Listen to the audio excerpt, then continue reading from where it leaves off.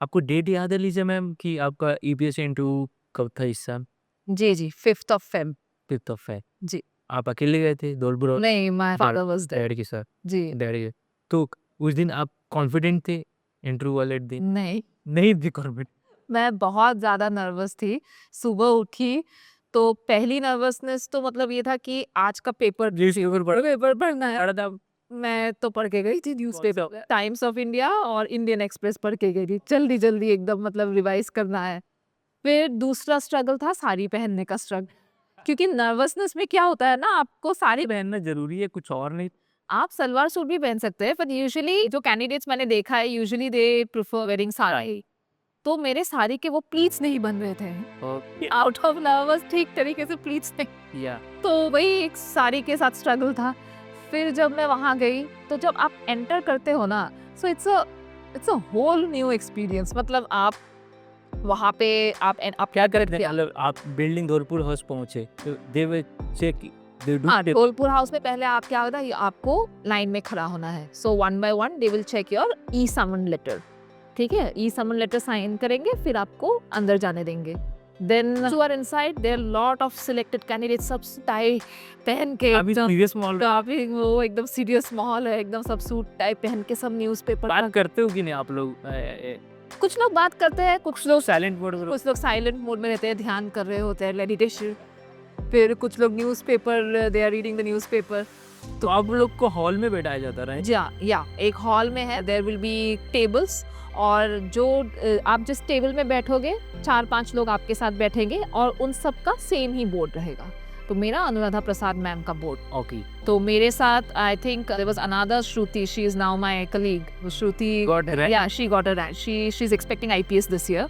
She got rank 329 if I could recall. So she and I, we were in the same board same interview. मतलब out of 5 members 2 were selected Yes, I think All- he was selected. One और एक था, I think he got into forest service this year. But I'm not able to recall his name properly. But एक लड़का था, I think he got into forest service here. This year तो out of 5 in that table, मेरा 2 PM का slot था. 2 PM वाला slot हाँ, 2 मेरा afternoon वाला slot था. ओके तो yeah, 3 of us I think made it into the list this year, if I'm not wrong. Yeah.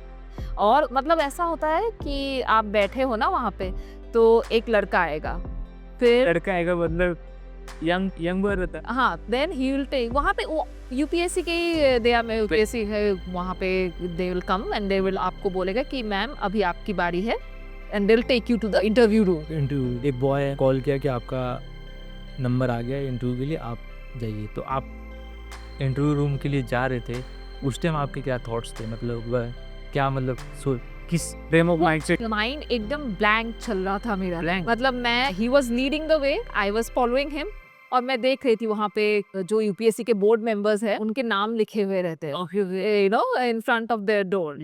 एक बड़ा सा डोर रहता है, सामने नेम प्लेट होता है। So I was just seeing the names one by one कि मेरा कौन सा वाला होगा। देन आई सॉ वहाँ पे लिखा था अनुराधा प्रसाद। तो मैं वहाँ पर बाहर एक चेयर रहता है, या एक कुर्सी रहती है, and I wait tell you करना पड़ता है कितने देर में? around 10 minutes. वहाँ पे वेट करना पड़ता है। And sitting in that chair, I'll tell you, it's the toughest job I think. मतलब वहाँ पे बैठा नहीं जाता आपको, मतलब आपको बैठना होता है, और इतने सारे इमोशंस रन कर रहे होते हैं ना कि अभी अंदर जाएंगे, पता नहीं क्या पूछेंगे, और पता नहीं उनका इम्प्रेशन क्या होगा। कुछ टेक्निक आपने डेवलप किया था कि जिससे आप काम माइंड सेट में? कुछ नहीं, मुझे बस मम्मी की याद आ रही थी। बचा लो इस बार। अच्छा, वही होता है ना, तो आप वहाँ पे बैठते हो ना, या तो आप भगवान के बारे में सोचते, तो मम्मी के सोचते। तो मुझे मम्मी की याद आ रही थी कि मतलब बस बचा लो, बस ये आधा घंटा बच, तो ये होता है। बट देन फिर वहाँ पे एक रेड लाइट होता है, वो जब वो लाइट फ्लैश होती है, तो यू हैव टू, वो कैंडिडेट बाहर आएगा, जैसे वो बाहर आएगा आपको अंदर जाना? नहीं, जैसे वो बाहर आएगा, आपकी डेफ जाएगी, वो लड़का डेफ लेके जाएगा अंदर, फिर उसके 2-3 मिनट बाद आपको एंटर करना होता है। ओके, डेफ तक नहीं होता उनके पास, बोर्ड मेंबर के पास डेफ रहता है। वो कुछ पेपर्स, हो सकता है वो डेफ ही हो, मुझे पता नहीं, but he was carrying some amount of papers and he was carrying it inside the interview room. या तो इंटरव्यू मेंबर्स के पास आपके सिर्फ डैफ होते हैं, वो लोग आपको नहीं जानते, they are seeing you for the first time, और डैप सिर्फ डैफ है आपके उनके पास, and you basically have to create an impression within the first 10 minutes of the interview. वो बहुत क्रूशियल होता है, क्योंकि जो पहला सवाल है वो चेयरमैन पूछेंगे। तो एक ऐसा होता है, this is a round table, the chairman will sit here, जहाँ पे आप बैठे हैं, and 2 people will sit here, 2 will sit here, 2 will sit here, a chairman will sit here, total we are 5 people. तो first the chairman will start asking questions. वो आपके area of interest, आपके hobbies, आपने क्या लिखा है डैफ पे, आपके achievements जो है। तो मैंने लिजन मैम, आपका फर्स्ट क्वेश्चन याद है आपको क्या पूछा गया था? Yes, I remember.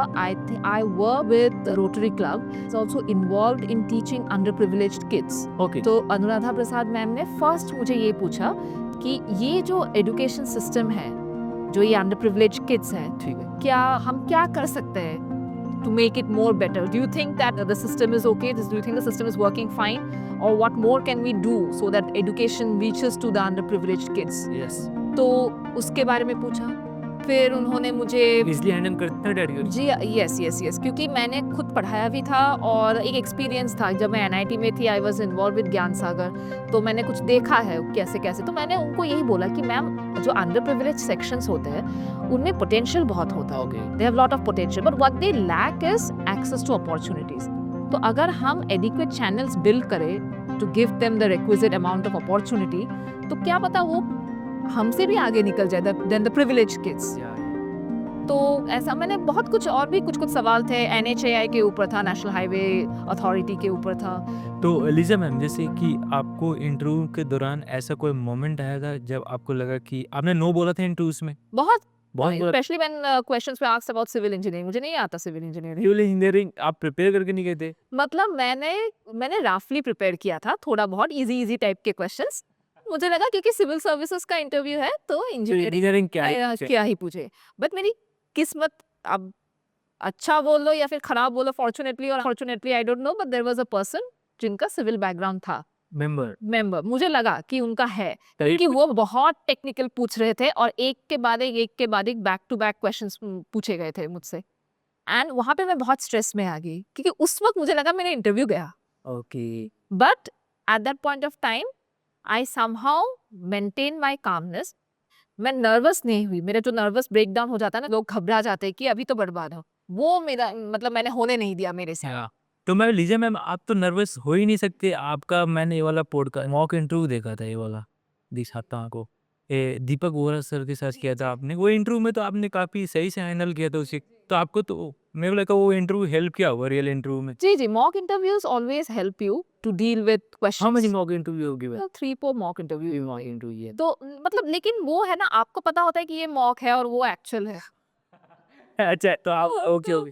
तो ये स्ट्रेस हमेशा रहता है, क्योंकि कहीं ना कहीं सबकॉन्शियस माइंड में आपको भी पता है that this will decide your 30 years of life.